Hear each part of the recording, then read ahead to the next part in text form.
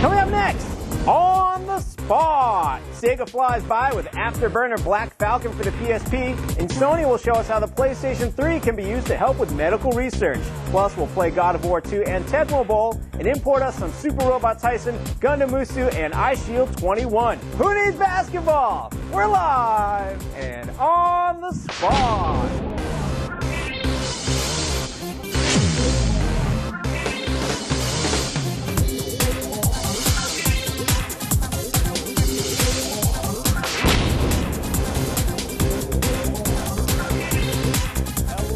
Everybody, and welcome to On the Spot, GameSpot's live show. We do every Thursday afternoon. We play a whole bunch of games you haven't seen yet, and generally have a good time. I'm your host, Rich Gallup. Hey, Ryan Davis. Hey, what's up, Rich? How you doing, buddy? I am the living dead. I'm a train wreck. But you're here. But I'm here. I've tagged in for Jeff. He's now got the devil sickness. He's the living dead. Yes, I've got a broken foot and I'm loaded up on antibiotics. It's and you've got your telestrator. You're sad. Oh yeah. You're already abusing the telestrator. The telestrators. Why do we have the telestrator? Because here, we have two football games on the show today, and sports editor Brian Eckberg. He's the Ryan. You're Jeff. Brian, help us. What's going on with today's show, sir? Dude, I'm just taking advantage of, injured and sick GameSpot staffers. This is my third week on the standing set, man. I'm having a good time. But we got a great show, of course. We have all sorts of games. We've got, we're going to be taking a look at God of War 2 for PlayStation 2. Afterburner for PSP. We're going to take a look at some crazy anime games. We've got, you and I will be looking at iShield 21 on the Wii. You know it. Gundam Muso on the PS3. Super Robot Tyson W for the DS. And you know what? We're looking at something else that isn't even a game for the PlayStation 3. We're going to be checking out Folding at Home on the PlayStation 3, which is like a medical research tool. So we're going to be checking that out. It's pretty cool, doing some good. Sony's doing some good. So big show today. Great show today, and also we'll be giving away some baseball gloves because we don't need March Madness, do we, Brian? Who's basketball? No, get straight to April as far as I'm concerned. Yeah, bring it on. It is a great show. Should we just get right to it? Let's jump in feet first. Okay, so this first segment here, Ryan Davis. Okay, set it up. All right, yesterday. Actually, I'm going to say what's about to be said in the video, but yesterday controversy hit the GameSpot offices. Scandal. Massive arguments. Friends, former friends, enemies, everyone. Brother against brother. Yes, exactly. Dogs and cats living together. Mass hysteria. Teenage Mutant Ninja Turtles hit for Xbox Live Arcade, and we could not agree on who was the best Ninja Turtle. It is a serious issue, and we here on the spot know what the best. Yeah, no, I think there's a consensus. It's Raphael. No, just roll. Anyways, we took a Rich Gallup poll to get to the bottom of this. Here, roll it.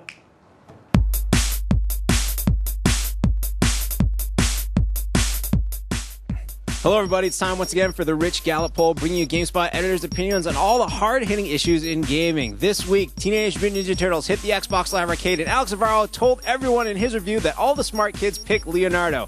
Obviously, he's wrong because we all know Raphael is the best Ninja Turtle.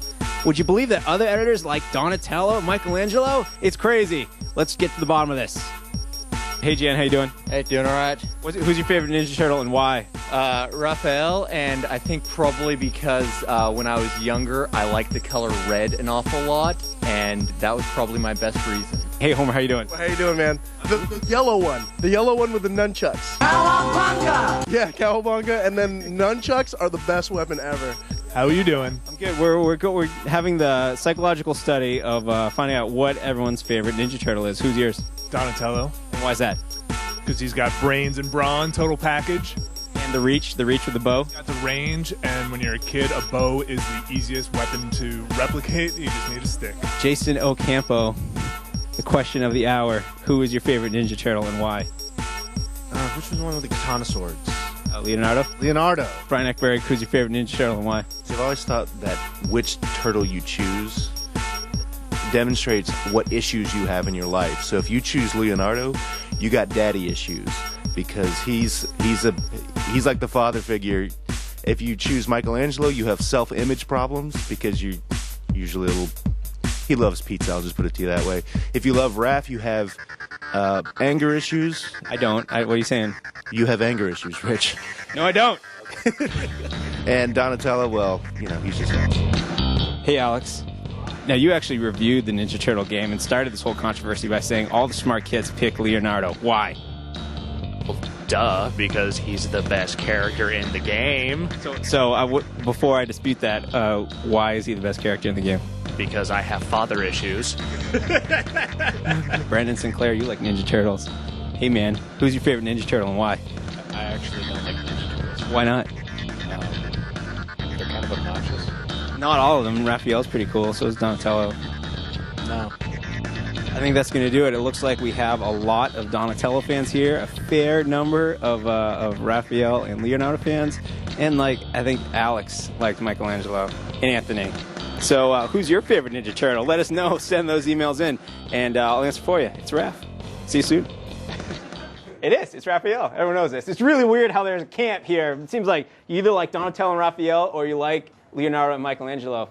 You figure it out in your own mind. Because right now I'm joined by Ryan Kaufman and Rich Sun. Welcome, gentlemen. Hi. What's up? How you doing? Welcome to the show. We're good. How You are you good? doing? Thanks for having us on. Way to totally confuse us by being Rich and Ryan. I know. We heard that We're was your a popular thing to doppelgangers. do. It's cool. We thought we were going in the nice direction from Ryan to Brian, but we never thought of doubling up like this. This is great.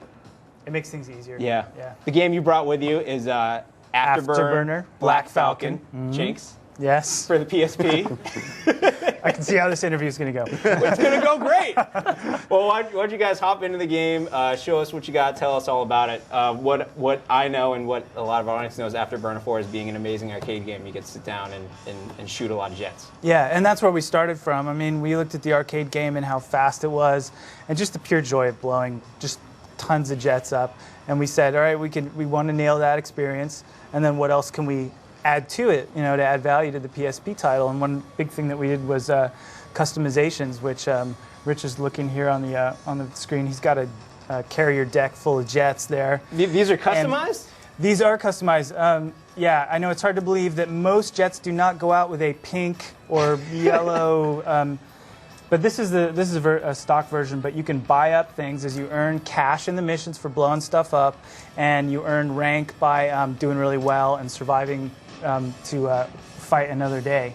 So you have access to a lot of paint jobs, but you also get weapons, you get different missiles, dual missiles, quad missiles, bombs, all sorts of stuff. It all blows up. Everything, yeah, aimed at blowing stuff up. Really. Cool. So with all those awesome paint schemes and everything, Rich, you just going with the plain one? Is that what you're trying to do there? Yeah, pretty much, except with bigger guns. Let's go. Let's jump Perfect. into a mission. So is this Tomcat right here we're looking at? That's the F-14 Tomcat. Yeah, that's the kind of the flagship airplane of Afterburner, the one we remember from the arcade game. But we did get 15 licensed jets. We got your F-22, your new ones. We got old ones, F-4. We got A-10 bombers. Just a host of cool jets. I saw a to play. stealth bomber in there too. Stealth bomber, yeah, and we tweaked them all out with different characteristics. So if you like to go really fast, you pick a F-14. If you like to bomb the living daylights out of your enemies, choose an A-10 or a B-2 or something like that. So there's a whole range of experience in the game. Depends on whether or not you have the need for speed. For speed, that's interesting. That's good. Yeah, I came up with that myself. That's awesome. So, the game is a PSP game. How does it play? What kind of controls are at work there? You use the analog stick. We thought about using the D-pad for about 2 seconds, and then we realized that the stick was just a much more satisfying, fluid way to play the game. Afterburner is all about feel, right? It's got to feel really good, and so that's what we went for. And you launch your missiles and your bombs and stuff with the 4 buttons on the right over there. Afterburner is your right front, to blast through, and then the left trigger is your brake. Cool. Which you probably never use. Why would you want to brake? But we gave it to you anyway. It's still all about flying straight ahead, though. You're not asking us to go around in some. Right. Yeah. Flying free straight world ahead, thing. waves Nice. of enemies. As you take these guys out, if you get 1, 2, 3, 4 in a row, you get a little combo. It gives you extra missiles, extra points, all that good stuff. Definite sense of speed here. Now, Ryan and Rich, although you do have the same names as us here on the show, you probably don't know that we take live questions from the audience from time to time. Did you know that? No. Surprise! No, they didn't tell us that in the cloning lab. Are you ready? Yeah. Cool. Brian Eckberg, do you have any questions from the audience? I sure do. They're pouring in. We've got one from Tim Nightingale in West Midlands, Great Britain. He wants to know how many jets can you have at once, and how many can you have in your garage, so to speak? You can buy everything that you saw on the deck there if you earn enough money and you get enough rank. So you can get up to 15 and Cool. trick them all out Nice. And then fly through a volcano. and fly through a volcano if you're good enough. Awesome. Brian, next question. Bill Anderson from Kingsburg, California wants to know, will the game have online play? What a wonderful segue. We have ad hoc play. We went straight for the in the room experience. To us, that seemed like the fun of Afterburner was that arcade experience, and then we said, well, why not do a 2-player co-op and do a 4-player competitive mode? So you join up with your friends, and you can either fly through the single-player missions in co-op mode, or you can go head-to-head in competitive mode.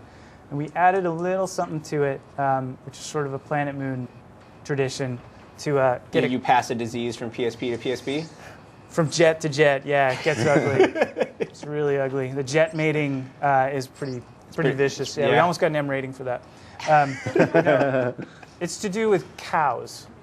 All right. So what we did is we developed a game called Mad Cow. And in Mad Cow, one person is the mad cow, and their jet actually becomes a cow with spots and a big udder hanging off. Awesome. Like you see in the real world. And so as that person flies straight ahead in front of everybody else is trying to be the mad cow so they can get the points and they can win the game. So they're all chasing after that guy and trying to shoot him down. Cool. And I assume Rich is jumping into the mad cow mode right now? Rich is jumping in with our... Those are some udders. Those udders. Rich right now is the mad cow, and he's chasing down Noob, who's flying, trying desperately to get away.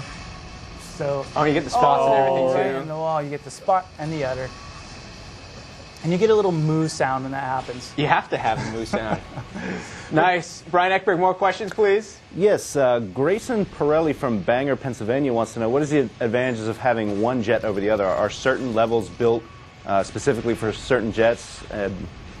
That's what he wants to know. Yeah, that's a good question. We tweak certain levels for certain jets, and what we do is we'll give you a recommended jet, and we'll point a big green arrow at it and say, try it with this one. But you can use anything you like. The different jets have different characteristics. Some are tougher, some are slower, some are faster, etc.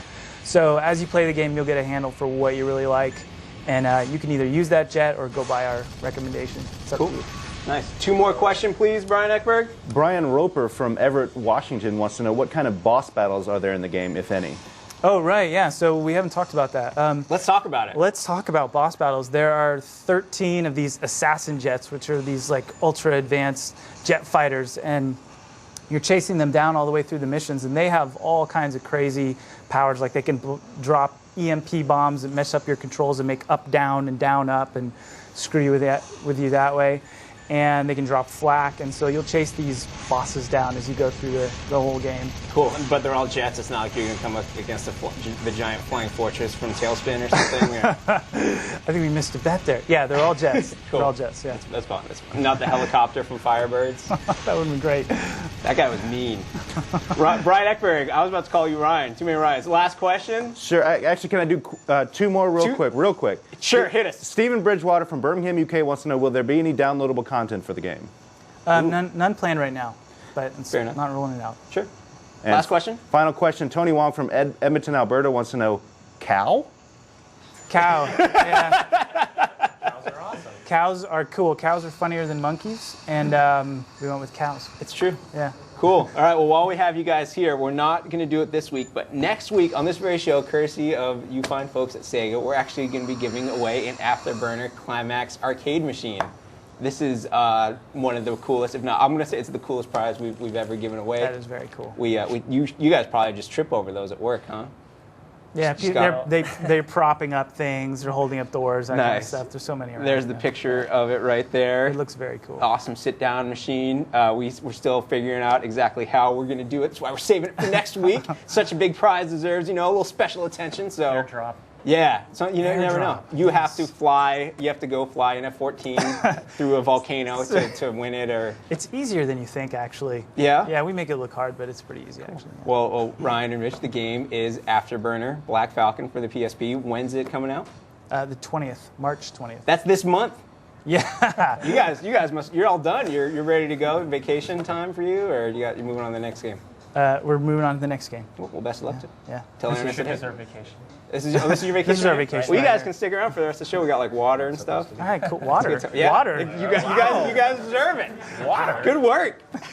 Thank you, Richard Ryan. We're going to toss it over right now to Brian Eckberg, who's standing by with the PlayStation 3 and folding at home. Right, Brian?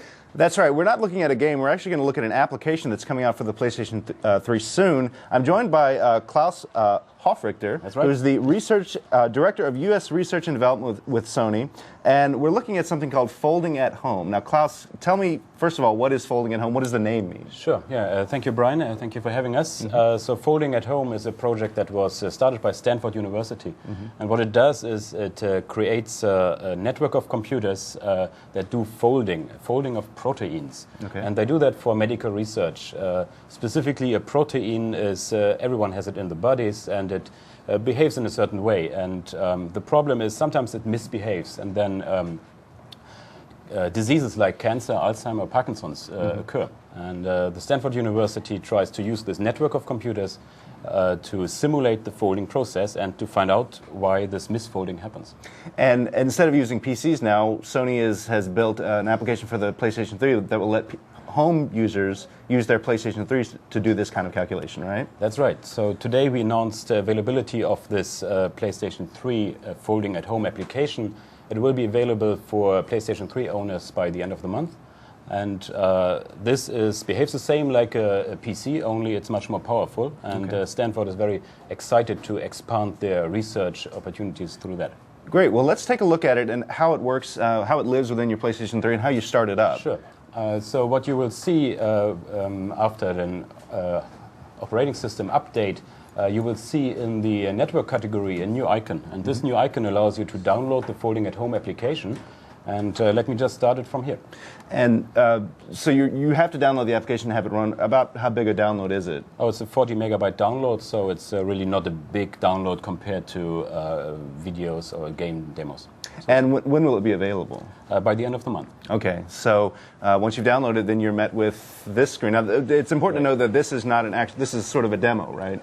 No, this is the actual application here. Okay. So what you see here, and you can already see, I can do some funky things here. I can rotate this molecule here. This is the actual protein which we have downloaded to the PlayStation that we are using here, and it is now calculated on the PlayStation that we have here. The little movement you see is actually the folding in progress. So, and I don't know if people can see, but at home, in the background, you have a map of the United States, in fact, the entire world, with tiny little dots of light. What do those represent? Right. Let me show you. We have a different visualization mode, so I can put the molecule a little bit aside, and then we can rotate the world and also have a broader look. So here you see a globe of the world, basically, and you see little yellow dots. Here in this demonstration, it's a simulation of that, but the little dots will represent people who are running this application on the PlayStation 3. So there is a community aspect. You can see yourself, maybe your neighbor, depending on how far you are apart, so because it's not very high resolution here. You can see who is actually contributing to this project on the whole world. So yeah, you can go to Russia or to India and see PS3s all around the world running this application. Let's have a quick look here at Europe. So here is a night side, actually. We have also a visualization of the cities, which is a kind of sometimes hiding the yellow dots. But what you see here, the light blue is actually the population centers. So basically a night or the city lights that you would see. We are doing that to basically create some sense of community and to make sure that people understand they are not alone. There is a huge effort of a number of people doing this. Now, there's some information there on the right-hand side of the screen. Can you give us an outline of what's happening there? What are we calculating? Right. Maybe one word before for the number of people. So today this is a PC-only network. Starting by the end of the month, we will have also PlayStation 3 joining this network. Today there are 200,000 PCs at this moment in time running this application here. And hopefully very soon very many more PlayStation 3s will light up this globe here. Now let's come back to your question. What we show here are two things. We show the donor, that is the identification of the person who is contributing the PlayStation 3's computing resource at this moment in time. And you can join a team. So if you go to the Stanford website, you can create such a team. You can invite friends of yours, And what happens then, whatever you calculate, you get a score, and this score accumulates, and then there's a high score list. And so we, of course, expect that PlayStation 3, because of the superior performance, will outpace then those PC contributors. Great.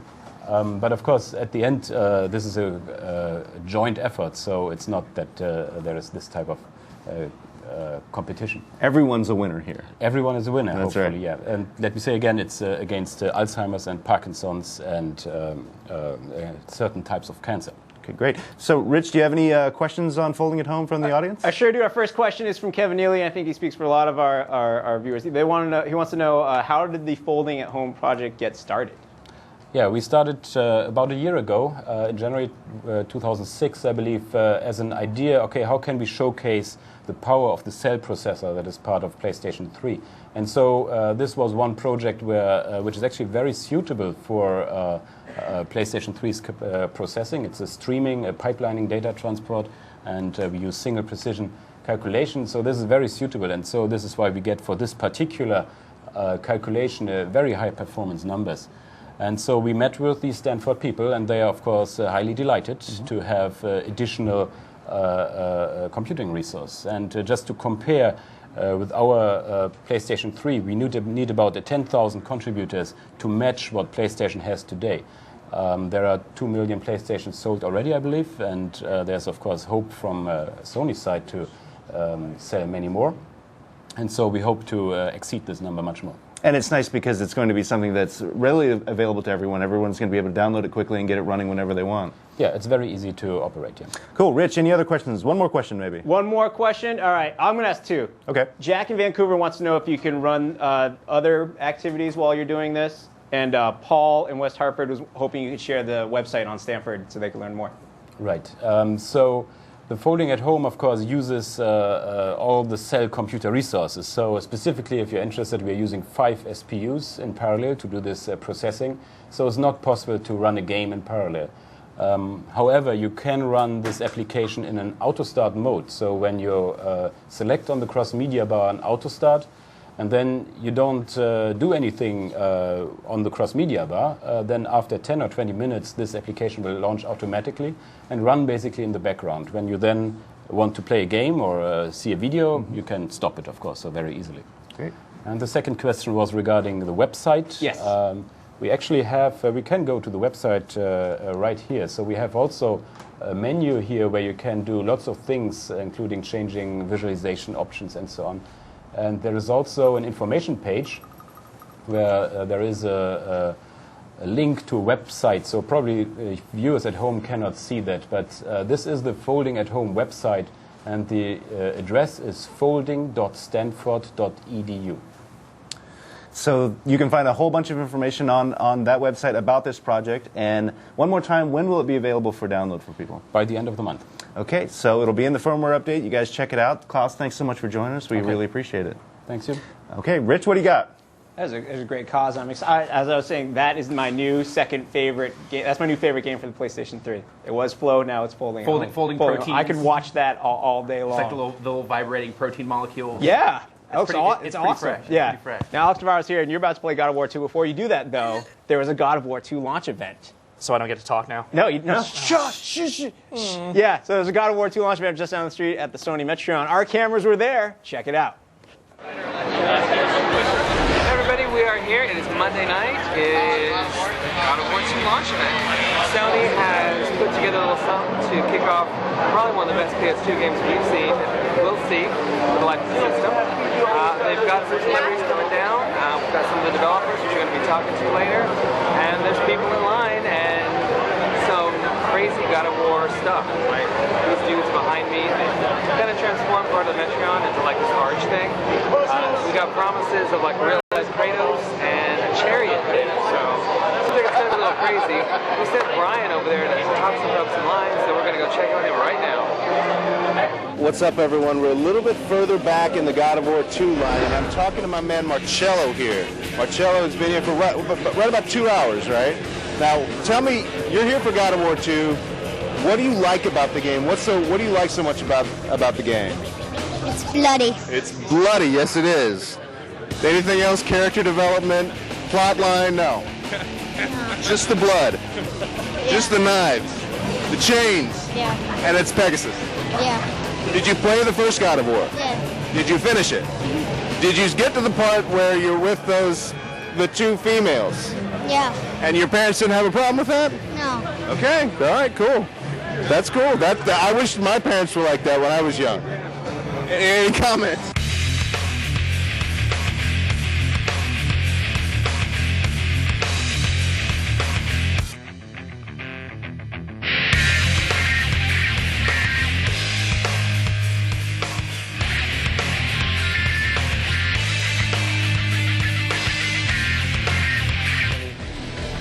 Well, it just so happens that my next door neighbor does all the trailers for God of War, and he's a big gamer, and he's got every single game known to man and every game box, you name it, he's got it all. So when I told him that they had asked me to do God of War, he went, "No, God of War, you got to be kidding me!" You know, he said it was like this crazy, incredible game, and he said I would be stupid not to do it, you know, because he said it's a huge hit. So. He showed me a little bit of the game. He showed me a little bit how it worked, and you know who I'd be fighting, and how kind of what the vibe of it was. And when I saw that, I said, you know, sure, I'd be happy to do this, and it was really fun.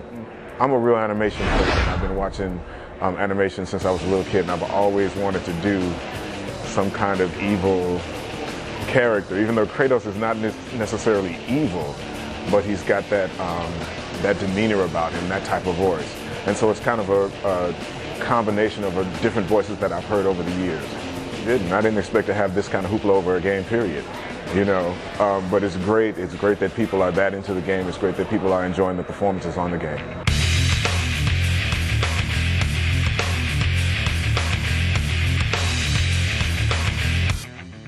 We're also very excited about the potential, maybe, no commitment, no announcement or anything like that, to maybe have Kratos in 1080p or something like that with the 6-axis and the vibration. Vibration coming back to the PS3. That's pretty cool, huh? Alright. Well, I think, you know what, I'm just going to say that to you, because honestly I don't really remember if you wanted me to say anything else, guys, so that's all we're going to talk about.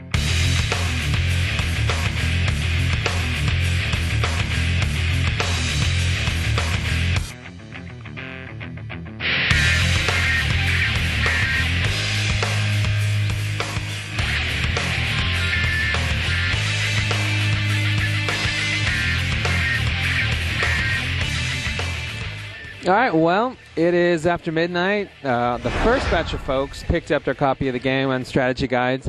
One of them actually won a trip to Santa Monica Studios, which is pretty cool. And now there's some more people waiting to get the game. It's out now. It's Tuesday, so it's in stores. Check out the site for the review and a bunch of stuff that we're going to put together from tonight. So there you go. Have fun. We will, Ricardo. We will have fun. I'm already having fun. I've been having fun. And the team for hitting that event for us. Alex Navarro, you reviewed God of War 2. Yes, I did. We just saw Harry Hamlin. Yeah, we did. It was, I think it might have been, was it a year ago or more, Ryan Davis, when like I was sitting here, you and David Jaffe, and we were talking God of War, and he mentioned, you guys talked about Clash of the Titans for like 20 minutes. Yeah, we spent a lot of time that and Come Sail Away. Yeah. In fact, earlier today I had it stuck in my head.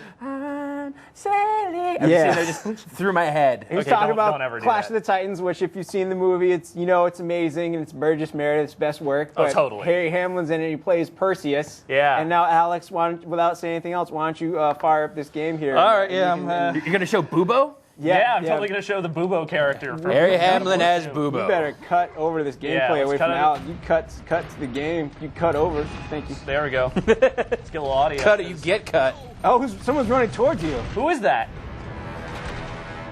I don't know who that is. I love L.A. Law. Oh, that's Harry Hamlin. It's a much older Harry Hamlin. That's Harry Hamlin.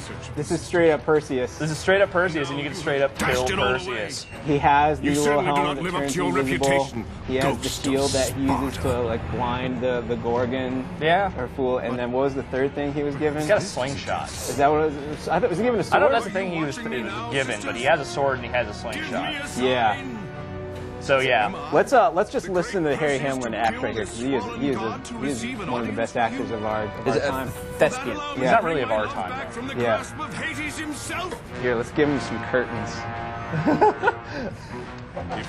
Some curtains. Those are the worst curtains ever. Curtains made out of spaghetti. No, it's one big curtain. So you like that. That's the curtain. And he's on stage right now. Oh, now he's fighting. I have to erase everything. Hold on. That is thespianism. Yeah. And now you're totally gonna kill him. Now I'm totally gonna fight Harry Hamlin.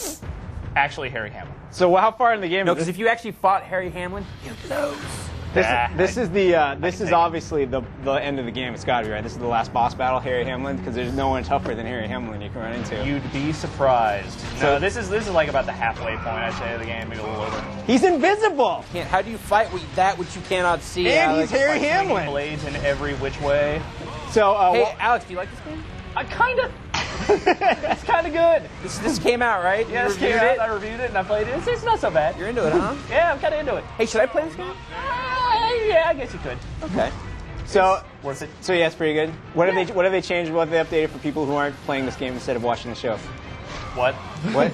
I wasn't listening. I was fighting Perseus. Some people are playing this game right now, but while you're fighting Perseus, tell us about what's new, what really stuck out in your mind. Sticked out. That was it. What sticks out about this game too? What really sticks out about God of War 2 is that they, I mean, as much as I loved the first game, like it was not as well paced as this game is. They've tightened up to the point where it just never really stops moving, and it feels like, I mean, it's just. Yeah, I don't think I've ever played an action game that was just like this tightly put together as far as like the level design. Just breakneck, nonstop. Yeah. It's like even the dude, it's Harry Hamlin. Oh, yeah, no. I'm gonna hit him. I'm gonna hit him eventually. Don't context-sensitive attack on Harry Hamlin. Yeah. I object.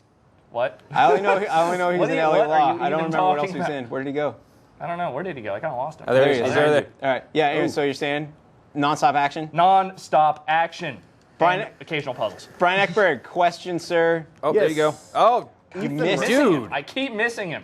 Why is this going to be another God of War 2 demo where the guy eats it? No, he's doing fine. We already saw the best part. I drew curtains for him. He's invisible, but his blood isn't. That makes no sense. Okay, Ethan Ralphie from Colorado wants to know, how do the graphics compare to the first God of War? They're better. You can tell it's very much the same engine, but God, I keep missing him. But it's like, it's a much more detailed graphics engine. It looks better. The scale of the level design is absolutely insane, like how big some of the levels in the game are. If I could actually get past him, I might be able to show a little bit of that, but I kind of can't. You have to kill him first. I have to kill... More questions, Brian Ekberg, while we watch Alex not kill Harry Hamlin. Circle. Yes! Damn it! Oh, you missed! It's like, if you combo past it, you just can't do it. Andrew Robinson, also from Colorado, wants to know: can you use your save from the from the original God of War in God of War 2 to get some sort of extra content? I don't believe so. Okay. Good answer. That's a good question. That's a good question, though. Yeah. That's good. I wouldn't have thought of that, but no. Lots of people asking about God of War on the PS3. This isn't it. One? Yeah, I'm going to fool Alex with some context-sensitive buttons here. Oh, yeah, no, I'm not going to be looking out for that. X button, dude. Oh, you wish you had. Oh, I got to jiggle the stick so I don't die. All right. Yeah, we don't know anything about God of War for the PlayStation 3, or really that much for the God of War for the PSP, but you can guess that they're coming. Is anyone surprised that this game was not made for the PlayStation 3? No. I mean, I can kind of see why they did it. They had the engine already built. They could easily get one more sequel out of it. Why not? Yeah. Well, yes. Not to be rude or anything, but people have PlayStation 2s. Yeah, that's true. A lot of people bought PlayStation 2s. What my thinking is that if they, you want them to get a PlayStation. Is this it? No, there's one more stage. I'm not. You just broke his sword. I'm not leaving until I kill him. That was rude. Brian Ekberg, more questions. Kaimar Pultz from Estonia wants to know: compared to the original, how long is the sequel? I'd say it's a little bit longer. I mean, it's not like extremely long. It's about 12 to 15 hours, which is damn good for a standard action adventure game. Yeah. Philip Demonchik, from Rochester wants to know: what kind of new combos and attacks does Kratos have? Mostly the same types. A lot of the same type of stuff. He's got a few new little juggly combos, and he's got a couple of new weapons and stuff, and some new magics and whatnot. But magics, you say? Magics. We're here to see. Plural. We're here to see Harry Hamlin get killed. By the way, I know. Alex. I'm working on it. I don't want to. He's almost done. All he? you got left How is can his you shield. tell? All he has left is his shield, and once I take away the shield, I don't think You're only at like a quarter health. I'm just saying. Oh, I'm gonna take him out. Don't you worry. I'm not worried. Oh, the combos. You got a couple more spells this time out, right? Yeah, there's some. That's what I said with the magics. Yeah, fine, magics. I like to say magic. Brian, Magics with a questions? K. Yes, Tevin Chapman from Memphis wants to know about the difficulty level in the game. Is it harder, the same, easier? A little bit harder in certain spots, a little bit easier in others. Remember some of the hardest parts of God of War were like the puzzles where you like had to not get hit by swords and how you run to a door in time, stuff like that. Yeah. Is that kind of frustration still here occasionally? Or? Occasionally. There were only like, I'd say maybe 3 or 4 puzzles that really stumped me for any length of time in the game. Well, you are a Leonardo fan, so yeah, so that's why not I am gonna- superior to all. Sure. Yeah. I'm just saying you haven't killed Harry Hamlin yet. No, but I think I'm on the verge because when he walks back here, that usually means That's what it's on. That's what's on. That's what it's on. I think it means it's when he holds up his big glowy No, hold shield. on, hold on. I'm almost done here. Sure. Brian, if you want to keep throwing questions at Alex, maybe he'll die instead of killing Harry Hamlin, or Harry Hamlin proves he's Harry tougher. Hamlin's got to die, but people want to know about multiplayer. Is there any? Here we go. Here we go. No. Nope. No multiplayer. There we go. Behead this. Oh my God. Oh, he's gonna eat it. Oh, he's gonna eat it. Oh, I'm drowning his ass. Oh, here we go. Oh, you're so gonna die. Dude, I'm a savage. You yeah. do have problems. And Mazel Tov. Oh, man. Oh, I never liked him as an actor anyway. Oh. Good. Rated M. Yeah. Thanks, so then Bill you get Sims. now you have a shield. Yeah, now I have a shield. Now I'm gonna go use it to solve a puzzle, I guess. Sure. Any more questions? No, Anything? I think we've seen. Oh, Can you come want on. to go down there and see Harry Hamlin's corpse Can we real have quick? God of War wait, 2 actually- on again next week? You know, if we really want to, yeah, we can. All right, hold on. No, because this part is great because you can just walk up to his corpse now and just does this. Context sensitive. Look at dead Harry Hamlin. Jeez. Just does that over and over again. Check it out. Weird. Is that the best death in the game? What's that? Is that the best death in the game? Yeah, it's up there. Yeah. God of War 2, Alex, thank you. No problem. Thanks for bringing that by. It's in stores now for the PlayStation 2. We're going to toss it right now to Ricardo and Brian. I'm still killing stuff. You guys got giant robots, though, right? Yeah, I mean, we're not going to be throwing anything up on a pole or anything. No. It's not going to get bloody, but we got robots. They're small. They're on the DS. That's right. We're looking at Super Robot Tyson W for DS. Sure are. And this is the first Super Robot Tyson game for the DS. Is that correct? Yep. Okay, so what is up with this game? I'm looking at it right now. It's a whole lot of the same stuff. Okay. But well, for those who aren't familiar, what is the series about? It's everybody's dream. It's like big robot fight. It's a bunch of different robots taken from just about all like the major franchises in one big fight. It's turn-based strategy with really cool animation like this that if you're a fan of the series, you'll recognize that it's been greatly improved on the DS. It's smoother, it looks cool, and they've actually put in like animation elements. Like there is some like video stuff in here too now. And ow. Right. Now, is this a turn-based combat game? Yep, because Okay. right now we're just watching That's and you right. do a lot of that. And it also has the best music ever. Right. It does sound pretty good, but how are you controlling the game? Do you use a touchscreen much? No, I mean, what they've done, thankfully, is not a whole lot to just mess with the formula. That is completely like perfect, I think, for what the games do. It's pretty much you hang out, you do your moves, then it's the enemy phase, and then you can either watch just everything on the map beat you up, or you can just skip through it with B. And because of that, they really just put the stylus support in as optional. Okay. So if you want to, instead of using the buttons, you can just tap on the screen to call up menus or to make choices. It's as simple as that. Now, you're getting around this game pretty well, even though it's all in Japanese, so I assume it's pretty easy to learn. And No. No, not at all? See, I've kind of been playing the series since the Saturn. Okay. So you kind of know. Because it hasn't changed that much. It's just, it looks better, and they just keep putting more and more robots in it. But it's very much like a strategy RPG. You know, your robots level up, your pilots level up, everybody gets better. And then you can actually go ahead and equip different items on the robots that help them out. So When you start the game, do you choose one robot and that's the guy you have for the entire game, or can you switch around? no, basically at the start of every level, you have the option to sort of pick a squad. You know, this is the beginning of the game, so you don't really have a ton of options. But later on, you have like reps from just about everything imaginable. One of the cool things about the series is that it's being done by Banpresto, and the way it works in Japan, they've somehow wound up with the rights to just about everything. Right. So you see stuff like the Shogun Warriors, which some folks should know here, all the way to like Evangelion, which is a little bit more modern. And Rich pointed out to me earlier, friggin' Voltron is in this game. This is yeah. And not the car Voltron, the lion Voltron. Yeah, the second best Voltron. That's right. So yeah, so it's a really cool game if you're a fan of the series and if you know Japanese really well. The series sort of made an appearance in the U.S. on the GBA because Atlas was actually able to bring out the original generation games, which were cool, but also didn't have any of the people from Robot Wars series because they're mostly original characters. Okay. So the ones that are licensed that I think everybody would like be really into, still no go. Sorry, y'all. Rich, do we have any Super Robot Tyson W questions? Sure. Nathan Cratch in Wisconsin wants to know if they tie all these robots together in some kind of amazing story. Probably. Yeah. No, they do. I mean, it's another one of those. They all happen to. It's, you know, if you read comics, it's just like Secret Wars or Infinite Crisis or what's the other stuff they did? Sure. Yeah. Kingdom Come even, let's say. There's a story, yeah, sure, they're all in space, it's robots. People are, like, bad guys are trying to, like, mess stuff up, they're trying to stop it. How many attacks does, like, your robot have? What are you choosing from? Your ranged and it's gonna close vary. combat? Or? Like, see, there's Prince Valiant over there.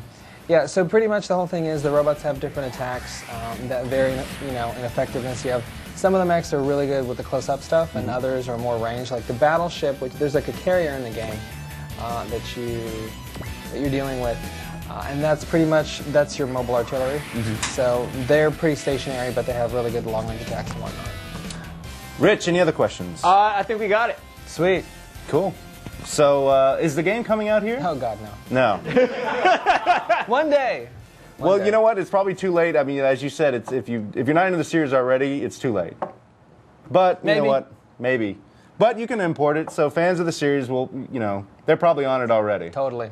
So, okay, well, thanks, Ricardo. Sweet. Looking good. Appreciate it. And I got you, Brian. I got you on this I'm going to throw to you so you can throw. Thanks, man. Before we throw it, Alex won't leave, and he wants to show off this one more part of God of War. I'm having fun playing. I kind of don't want to leave. I'm sorry. Just show it. I know this part. Right. I've seen this part in videos. Right, you got to do it. Let's see how you do it. This is like the best new thing they put in the game. Is this whole crazy swinging thing where you're just doing all these context-sensitive swings around the place, and then I'm jumping on the thing, and it's going down. Geez. You're not going to make. How do you survive? Oh, you're crazy.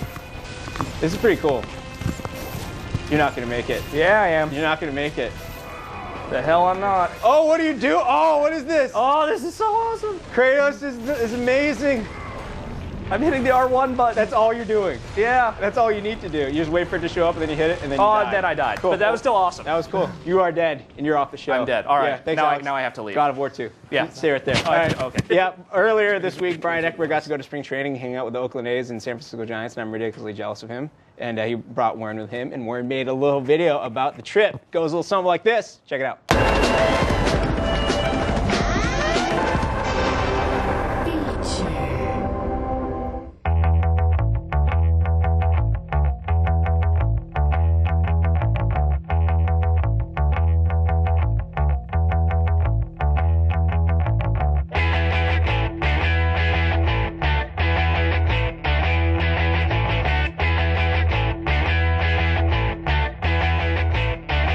What's up, everyone? Brian here, and we're here in Phoenix, Arizona, actually Tempe, and we're here surrounded by a bunch of baseball players and babies drinking beer, and I've got Ben Brinkman with me.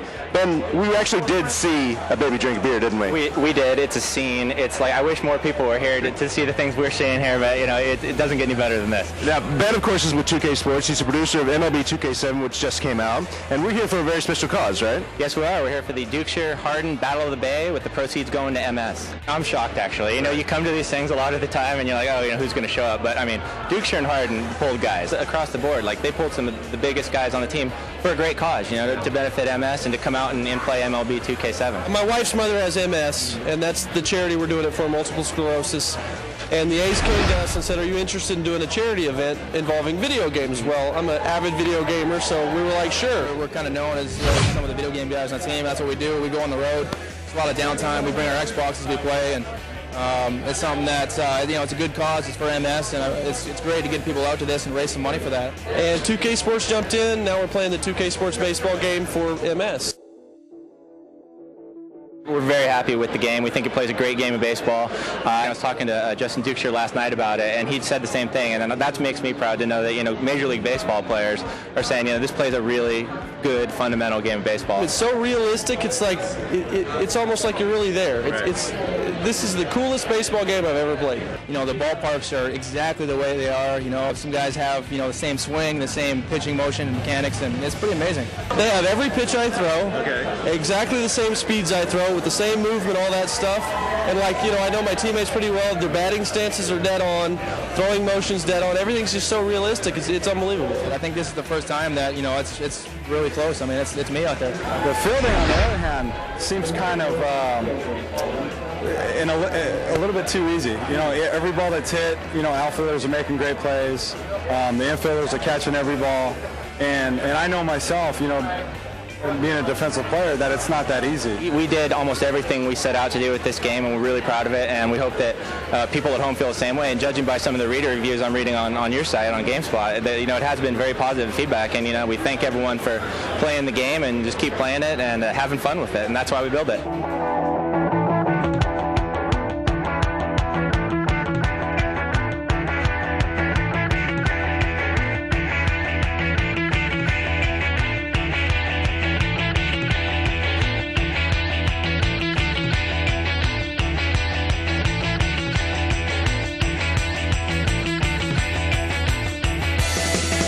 I've been sitting here all night, Gordon Biersch, and I've been interviewing ball players, and I'm sick of it. I'm tired of it. It's time for me to relax, have a drink, maybe eat some food. So you know what? I quit. I'm fired up. Thank you very much, sir. Appreciate that. Nick Swisher, take it away. Here we are. We're back. Nick Swisher. We're here at Gordon Biersch on Mill Avenue with the Justin Dukeshire Rich Harden Video Game Challenge. I'm here with the champ, the one, the only, Charles Thomas. How do you feel about the win today? I feel great. Saying champ before my name certainly makes me sound good. It definitely does. And I tell you what, you picked a former teammate of yours, Andrew Jones. And, you're a left-handed batter. He's right-handed. Tell me how that all came about.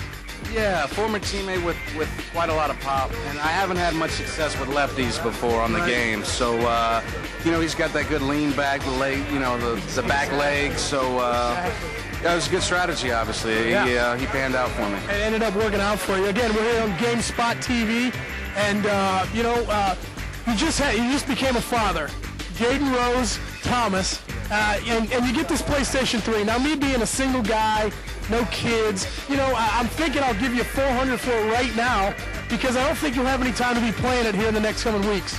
That's probably a good point, but I'm so excited to get it. I haven't even seen it. I haven't even seen PlayStation 3 work, so I might have to give it a shot when both baby and mama are asleep. Exactly. So you'll be ready for those 3, 5, and 7 wake-up calls. Yeah. Again, we're here with Charles Thomas, the winner of the Justin Dukeshire Rich Harden Video Game Challenge. Again, congratulations. And I tell you what, how good does it feel holding that trophy up right there? It feels outstanding. I tell you what, Elo, who I beat in the finals, is my locker mate, and so I'm thinking tomorrow I'm going to set it in a nice little place in between us, just so he'd get a taste of what he missed out on. But it was a good run for him. Exactly. Here we are, Charles Thomas again one time. Check this out, GameSpot.com. We're out. So there you have it. Charles Thomas wins the second annual 2K Sports Battle of the Bay Home Run Derby in MLB 2K7. I don't know about you guys, but I had a lot of fun. I got to interview some ball players, got to sit with the ball while Nick Swisher did my job. It was a lot of fun, so hope you guys had fun watching. And back to you guys in the studio. Thank you, Brian. Sorry you're fired. Yeah, I know, but you know what? Nick Swisher is awesome, man. He is hired. I tell you right now, I did not ask him to do that. He totally took the mic from me. He's like, don't worry about it. I got this. Sure. What am I going to say no to Nick Swisher? We got to send him. Well, what's the next gig we can send him to? We got some games from him to preview for us. I know. We'll send him to, I don't know, to Madden. Maybe he can write the Robot Tyson preview or something. Yeah. Nice. Yeah. Good. And as we said earlier, we will be giving away a couple baseball gloves that say 2K Sports on them later on in the show. Absolutely. So hopefully you were paying attention to that video right there. Yep. Brian Eckberg, you are the sports editor. I do have a telestrator. That can only mean one thing. It is time for some football. It's time for some football, man. But not the football you might be expecting. I'm expecting it because I already know what it is. I don't mean you, I mean the general. Okay. So we're looking at iShield 21. And Rich, you know that we saw this game on the DS last year. We had it on the show. That's right. And this is obviously, if you can't tell by now, this is a Japanese football game based on American football, of course. You can tell by that long name right there. That's right, on the screen. right. Yes. And so it's based on a popular manga series. And this plays like no football game you've ever played before, trust me on that. In that it's almost completely controlled with the Wii, but it doesn't even with the Wii remote. But it doesn't even play like Madden for the Nintendo Wii. It plays completely differently. Right now I'm on defense. I'm the good hit. Take that guy down. Boom. Yeah. So right now I'm on defense, and what happens here is I pick a play. After we see his celebration, by using the D-pad, you've only got 4 plays really someone can run. Kind of like Tecmo Bowl. Exactly. A pass play, 2 running plays, and a kick, such as a punt or a field goal. And from there, you do different things with the Wii remote to, like right now, I'm shaking the controller to get the guys, if I can get that clock down, then I'll sack him just like this. Boom! Yeah. Boom shakalaka! So, right, so they use a little more yardage, and maybe 4th down, so I'll get the ball back because I can show you more stuff on offense. They're going to kick it. This is Brian's hands right here. Right. Look to that. This is 4th down now. It's a tense situation. Okay, so you're just going to play the kick here, or you think they're going to go for it? I'm going to play the kick because they're not going for it. They're deep in their own territory. You can see the return man back here. So he's going to punt the ball to me, and I'm going to shake it and try to rattle him. That was a bad kick. Yeah, not a good kick. But now that I've got the ball, I'm going to be pointing with my Wii remote, and I'll have some general control over where the runner heads, but it's very minimal. When he's confronted by a defender, you have to move the remote in a direction the opponent does not choose. These 4 options right here are where you get to pick. Right. Now, see, I chose the same direction as he did, so I got tackled. So now I'm on offense, so I can choose from different plays. We'll start with just a very basic running play, and it's going to be very similar to what I just showed you. That is a very big This man center. right here is very large. Yeah, he's a center. Oh yeah, he's a big. Even for a center, he's large. Born to be a center. So you can hand off to this guy right here with the green eye shield is the titular character. He has the green eye shield. You can see this green section here. Yes. That's the eye shield. That's right. And you can 21. see the number 21 on his back. That's that's right. Where you So get I got the name. pushed Yes. back a little So he's bit the there. Ladanian of this group. Exactly. So that wasn't a very successful play. So we lost a yard on that. Let's try for a pass play. So to do so, I press left on the. Well, we're going to get some sort of weird cutscene. Sure. But so now I'm going to try a passing play, and you're going to see the snap is completely automatic. It happens automatically. The quarterback steps back. He's got sharp teeth. And does that mean he's evil? I point with my Wii remote. I have to snap take the pass off, and then I have to catch the ball by pointing at the screen, and you'll see the ball come down, and I have to. Okay, I caught it. Nice. I have to click the little aiming thing right there. So. About a 7-8 yard gain, 9 yard gain, not bad, but it's still 3rd down. But I'm going to, 2 yards, I can run for 2 yards. So I'm going to try a short yard gain by trying the alternate type of running game. I gotta tell you, I'm having a real hard time reconciling this. No, this whole thing, I mean, it looks rad. It's just so bizarre. It's real different. But after you get used to it, you really get used to the controls and just the general craziness of it. Whoa! Oh, jeez. Yeah, this is sort of a offensive line mini game where you shake the controller as fast as you can to move the line back, and then my runner gets through. And so now. Now it's another. Shin, this guy's tough. Shin is tough. Oh no, you chose the same direction. I think I still got by him. How'd you do that? I had that timing meter on the. I think I got by him too.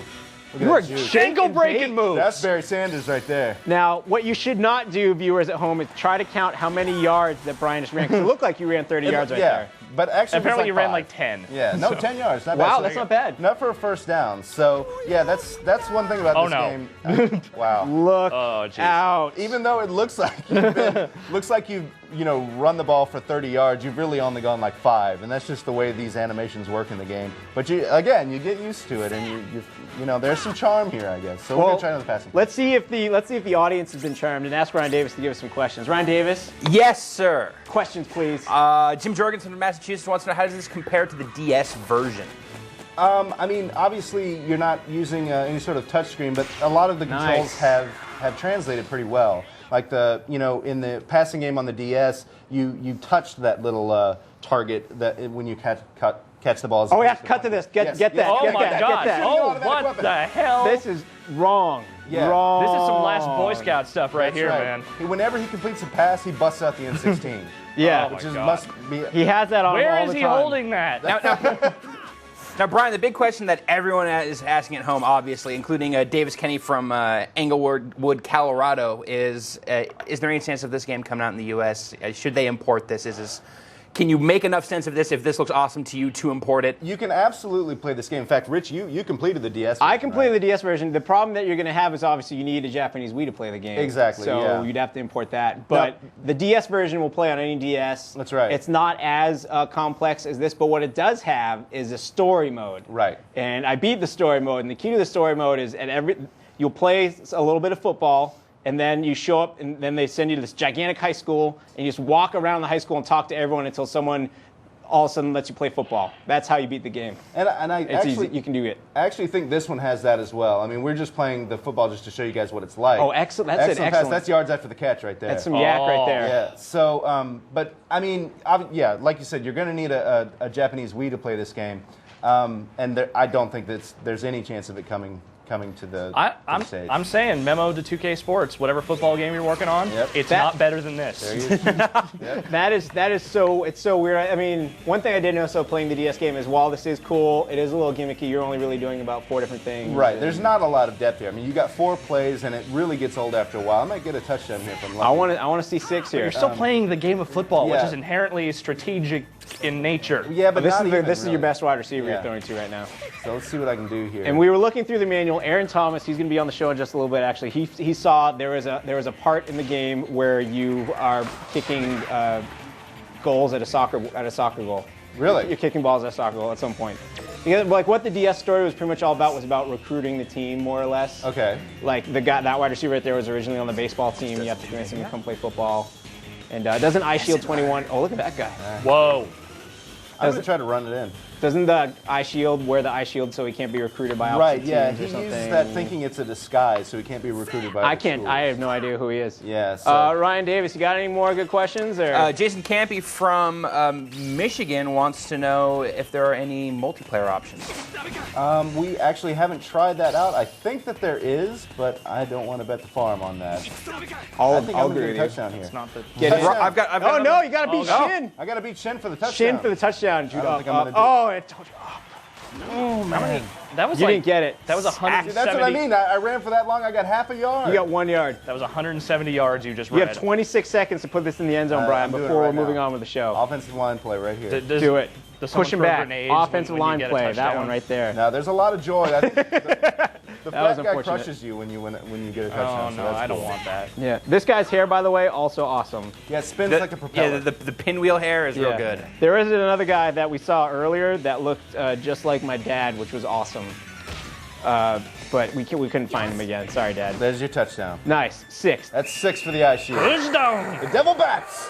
Happy birthday to my dad on that one. That's right. Is the best name for a team ever. Scored that for Mr. Gallup. Let's see this. Is the celebration coming? Awesome anime celebration. Or do you I have think to I get might the have extra to get the extra point. point? Kicking is obviously way different in this game. Kicking is way different. There's no aiming. It's all timing. And you'll see the kicking meter here in just a second. This is incredibly. This game is a lot of fun, and I hope the cartoon comes to the U.S. so they'll just port the game over. Yeah, or at least the manga. I mean, they could totally release. They may have already released some of these in the bookstores and stuff, but It's American I definitely football. want to read this. Yeah. Why not? There we Yeah, go. Oh, no. That dude's just scaring me. He's so happy. 6. Teeth are really 7. messed up. Yeah, he's got sharp teeth. Yeah. Well, that's iShield 21. Thanks, Brian. Oh, my pleasure. There's gameplay movies on the site. Gameplay movies and a preview going up today. Cool. Thanks a lot. You can stick around. Oh, If you sure. want. Great. Before we toss it over to Ryan and Ricardo for some Gundams as the import portion of On the Spot continues, I have to let you know about an interview that's coming up on the site soon for Eternal Sonata for the Xbox 360. You can catch a glimpse of it, though, right now. My name is Stephanie Fernandez. I am a localization specialist at Namco Bandai Games America.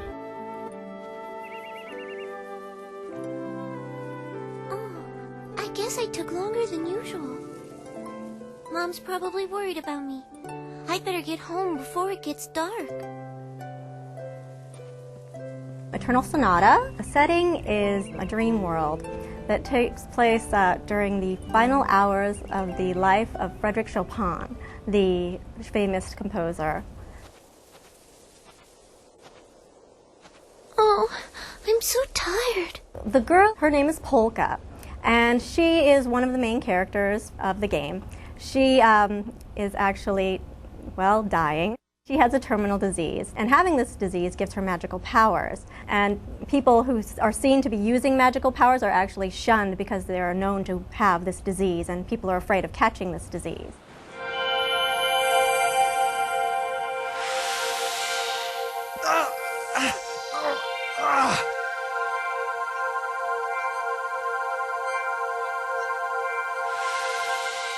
Well, did that help? Does it feel any better? Stay away from me! Don't touch me! The look of the game is really amazing. There is just, the colors in this game really stand out. The color palette of this game is just beautiful. And the 720p resolution really makes it just stand out. It just looks gorgeous to see it like that. You can see details that you just wouldn't believe. In the sheets where Chopin is lying in his sick bed, you know, if you look at the sheets, you can actually see stitching in the sheets that is the same color as the fabric of the sheets. I mean, it's amazing what you can see when you have that high resolution like that. Because you can't see it on normal resolution.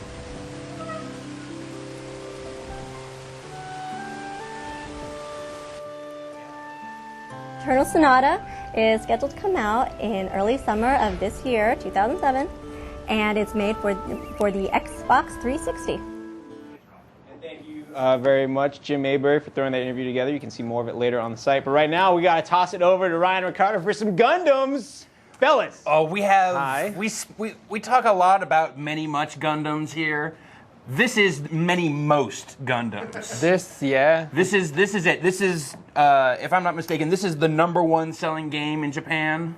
For PS3, yes. For the PS3, or was it for everything? For a while, yeah. For a while, it was for everything. This is moving more PS3s than anything else. Yeah. In Japan. Yes, it is. And this is basically, we're talking Mobile Suit Gundam meets Dynasty Warriors. Is that accurate? Yes. Let's see what you have. If you see this should be very familiar, only instead of being a battlefield with horses, this is your map with space. This is space. You can tweak your pilot stuff. This is a field of space. Yes. You can tweak your pilot stuff. You get your little Inter Cinema with...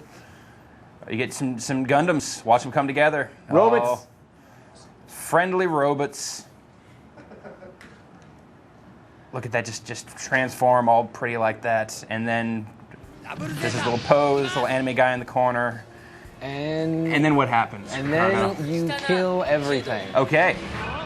You're going to go fight this robot here. Yeah, right now this is kind of a boss type fight. Well, not a boss fight, but I mean this is a concern. It's like a general fight. There you go. And we're having kind of a discussion right now, kind of threatening each other. Yeah. And you have like small boost to your attacks. Now, what are you doing for I see you're hitting the square button a lot? There's a whole lot of square. You're gonna hit the square button a lot, and it looks like now you're in space, but you're in a very flat. There's a box around you here. This is true, and I have all kinds of Gundams around me. And you know, hey, if you play Dynasty Warriors, just put everybody in robots, because that's kind of where this is. And the equivalent of your Musou attack is this. All right, you do that, and then you shoot a giant laser. Action! Frenzy! So yeah. What else is going on, man? Yeah, you get parts, and you know, and actually, it's it's a little bit like the Robot Wars games in that your pilots, because there are different pilots that you can pick. So show me Voltron. No, there's no Voltron. Oh! Conflict! Rich, I'm sure the folks at home are dying to know more about Everyone wants to know if this is coming to the States. I want to know that too. As the Dynasty Warriors editor of GameSpot, I demand to know if this is coming to the States or not. Right now, no, because it's this weird thing in Japan where, okay, we all know our good friends at Koei publish the Dynasty Warriors games. Right. Here, well, not here, but in Japan, this game was published by Namco. Koei obviously worked on it, but Namco is the one that published it. So there's just an issue of publishing rights? And we don't know which one of them wants to really do this for the kids and bring it out here. Gundam is actually, it's big here. I don't know if this is exactly what people want to do with their Gundams. But, Hey, what do people want to do with their Gundams? They want to blow stuff up, but the enemies are kind of mellow. So they're just kind of hanging out, waiting for you to come and say what's up. Now, those dudes would have spears, and they would be doing exactly the same thing. These are the spear troops, Alex? Alex? Yeah, those are the peasant fighters. And if anybody's got, a little curious about the systems, it should be super familiar. I mean, the bar around my Gundam is essentially the Musou bar, and once that little thing is glowing kind of yellow, you can do the crazy attack that I told you, that I just showed you, and we'll do it again. How many Gundams do you have in this game? There seem to be a ton. There's an original, and I think it's official mode, which, one mode basically pulls on sort of like the Gundam lore, such as is, and sort of drops you in the middle of a fight there. The original mode obviously takes some dramatic liberties, puts some new faces in there. And so that is single player, or I know you're bummed out because we don't have a second controller, but we could be doing this co-op right now. Awesome. Offline co-op, mind you, sorry. Ron in Revere, Massachusetts, wants to know what different Gundam series are in this game. Ooh, you know what? We didn't pay attention. And my controller just died. Oh, wait, it's good. Cabling, I'm good. I think the battery. You're good. All right. So we don't know? We don't know, but hey, look at them. I have one last question. I have one last question for you then. A last question comes from Keith Kazor in Genoa City, Wisconsin. Yep. Question all in our minds. How are the robots walking on space? Jets. Small jets. Nice. Teensy jets. There you Tiny classified ads. Actually, is Cow in this game? Sure. Well, Ricardo, yes. Thanks. I always try. For coming by with the Gundam Musou, not coming out in the U.S. It's interesting to see a game like this because this game is huge in Japan right now. Yeah, it sold like you couldn't believe. Didn't it also come with like an art book and like some sort of pewter figurines so that 45-year-old Gundam collectors could go put it on top of their single apartment? Yeah, but like everything comes out with that in Japan, so that's true. It's kind of a thing. So there you go, Gundam Musou. Yep. Thanks, fellas. Thanks, No problem. Rich. Back to you. All right, we're about to have Aaron Thomas and Alex Navarro play some Tecmo Bowl, but it's kind of been a Tecmo Bowl-ish week here on GameSpot. We just had an episode of Button Mashing, our video game show, aired Monday, and if you haven't seen it, producer Vinny Caravella has taken it upon himself to give you the entire episode, and we're going to air it right now. Take it away. On March 12th, 3 contestants participated in the most grueling button mashing to date. GameSpot kept their cameras rolling the entire time. These are the actual events from that day, condensed into 2 minutes. Plus, we've added a rockin' soundtrack!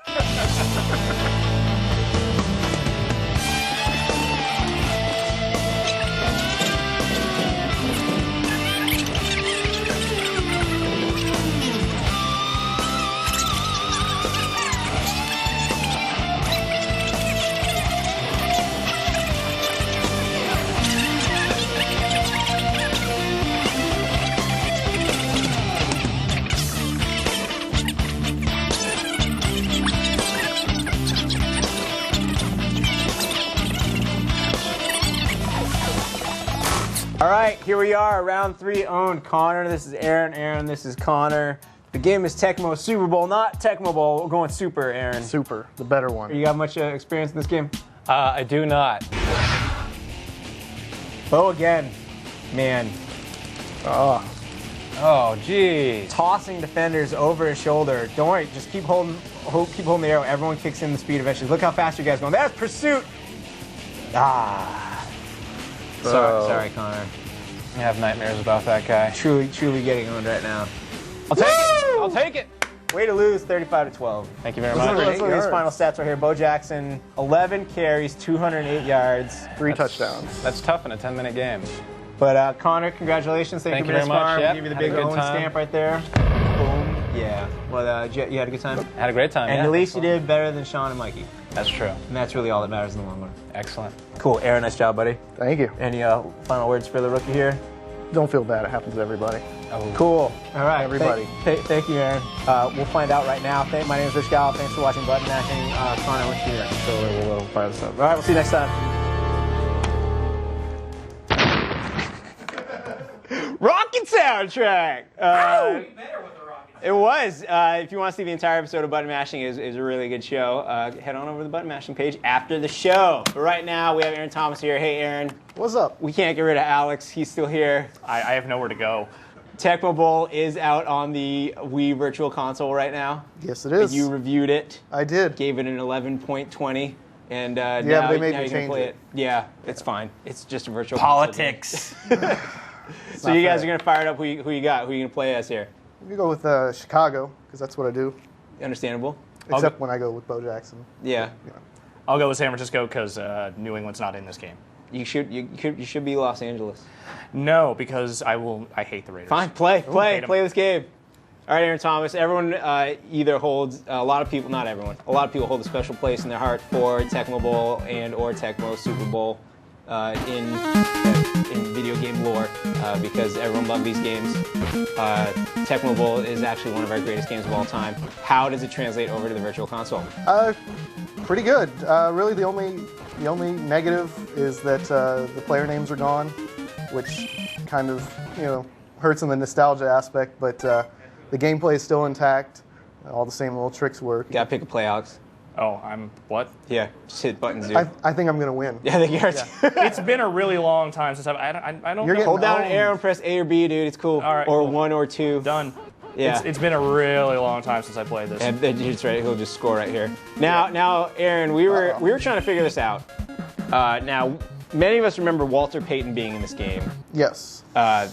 And although their names are gone, it looks like a lot of the numbers are the same here. But we're seeing it looks like the quarterback is number 18 and not Jim McMahon's 9, and the running back is number 35, which is Neil Anderson. Which is Neil Anderson, not Walter Payton. What is going on? Well, apparently there were different versions of the game. Oh yeah. So these are the 1989 stats that we got going here. So there's no sweetness. There's no funky QB known as McMahon. I'm going to look up Neil Anderson right now to see if in 1989 he had 1,200 yards and 11 touchdowns. Ryan Davis, you got any questions? None whatsoever. None? No one wants to know about... I'm actually not even looking at that because I figured it's damn Tecmo Bowl, man. Well, dude, it's awesome. Yeah, it is not Tecmo Bowl. That is not Walter Payton with a changed number. It is confirmed that it is Neil Anderson because in 1989 Neil Anderson ran for 1,275 yards and 11 touchdowns. Good for him. He was good apparently once upon a time. Neil Anderson. Is it Tom Zach at QB? Let's find out. We'll go on to the 1989 Bears. We're looking this all up right now. Head coach, obviously, Mike You did Ditka. not catch that ball. Quarterback was... Now who sucks? Quarterback was either... It was either Harbaugh or Tom From the Zach. 80s. Those are the quarterbacks then. Probably Just Tom say Zach. a Bears quarterback I'm ever. Jim Harbaugh. So that's your coach of the That's not a happy thing. Stanford Cardinal, Jim Harbaugh. Yes. So that's Tecmo Bowl, touchdown. If you liked it, you liked it. There it is. But Yeah. I have this you Jim McMahon brought because Jim. he's not in the game. Yeah, but he's here with us. You brought him right along. Little Daniel Clark I from don't Sydney think wants he's to drunk know is enough. Manchester United in the game. It's valid. Yeah. What? Yeah. No, they're not. No, they're not. Sorry. Well, you guys want to give away some loot? You guys keep playing Tecmo Bowl? Okay. We'll give away some loot. Sounds good to me. Whatever. I'm All gonna right. lose. We have a couple batches of prizes to give away. 2 weeks on the show. D3. Excuse me. What was that? D3 is here with Puzzle Quest. and it's the greatest PSP game ever made, more or less, it seems. And they gave us 25 demos and 25 Puzzle Quest sliding puzzles to give away. And we asked the trivia question, how many classes can you select from for your character? The answer is 4. 25 people won themselves demo discs, and as well as, yeah, here they are. They're just going to roll. Look for your name. I got you can try reading them all if you want, but if your name is on here, Kansas, Austin, Hughes, Ontario, Nicholas, Matthew, Bernard, Mike, Isabel, Anthony, Buck Crouch. all of greatest you. name ever. Congratulations, all 25 of you. You won yourselves a, man, there's the voice again. Won yourselves a Puzzle Quest demo disc. You're which I've finally been playing becoming for a man, weeks. Rich. Yeah, thank you. Yeah, as well as a sliding puzzle. Look for that in the mail soon. Also, last week on the show during GDC, we had these really cool Nintendo Mii t-shirts with like Miyamoto and Iwata and Reggie right there. Their Mii's on the front. And we asked a trivia question during Shigeru Miyamoto's keynote address. What game did he say evolved from the Mario 128 tech demo seen at Space World? The answer was what, Ryan Davis? Zelda. What? Is Pikmin. Is Pikmin. Oh, yes, Pikmin. Yeah, totally Pikmin. The first 5 people to get it right won themselves t-shirts, and their names are... Joe. Their name, Billy. Steve. Steve. Buck Crouch. What's that? It doesn't have it? Steve Largent. All right, cool. Or we'll announce the winners on the show next Largent? week. Steve So, Largent won. yeah. 5 of you won it, though. Congratulations. Nice Find work. out for you next week. Also, this week we're going to give away these 2 baseball gloves, courtesy of 2K Sports. The logo on it right there. Nice baseball glove, black ones. 2 of them. If you want to win it, you have to be a GameSpot paid subscriber. Click on over to the Win Prizes tab. Choose question number 1 in the drop-down menu and answer this multiple-choice question as quickly as you can. You ready? Here it is. Who did Charles Thomas beat in the Battle of the Bay Home Run Derby to take home the championship? Was it Dan Heron, Esteban Loaiza, Jason Ellison, or Barry Bonds? First 2 people to answer that correctly win themselves a baseball glove. Were you paying attention? I was. I know the answer. I know the answer too. The glove won't fit on my hand, but think about it. They are for people who throw their right hand. So if you do not throw with your right hand, you might not want to try winning the glove. You say it's a pretty small glove. It's like a second base. It's like, well, for me, if I was playing second base, I'd use this glove. Yeah. It's probably what I would say. Oh, hey, I've got one more Tecmo Bowl question. Oh, do you, Ryan Davis? Yes, Paul What could Gardner anyone possibly want to know? Paul Gardner from Sydney, British Columbia, wants to know how much is it? What's the cost on this? 500 Wii points, so $5. $5. Well worth it if you liked the game. $500. Or you probably could just plug in your Nintendo and play the original and see everyone's names. And I'm giving Alex a free beatdown. Zero Wii. Zero Wii That's points. why Brian ran Don't away. worry, you'll be paying for it soon enough. Tomorrow on at 4 p.m., you got to tune in. We have a Tournament TV episode for Supreme Commander. Look at that right there, Bob. Look at this right here. High five. This thing right here. Look at that.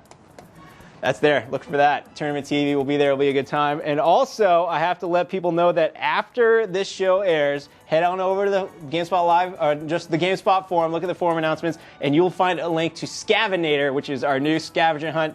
It's in beta right now. Try it out. You'll get to go all over the GameSpot site. If you play the game, provide some positive feedback, maybe we'll give you an emblem. And we know how much the kids like the emblems, right, Ryan Davis? I love emblems. Crazy for the emblems.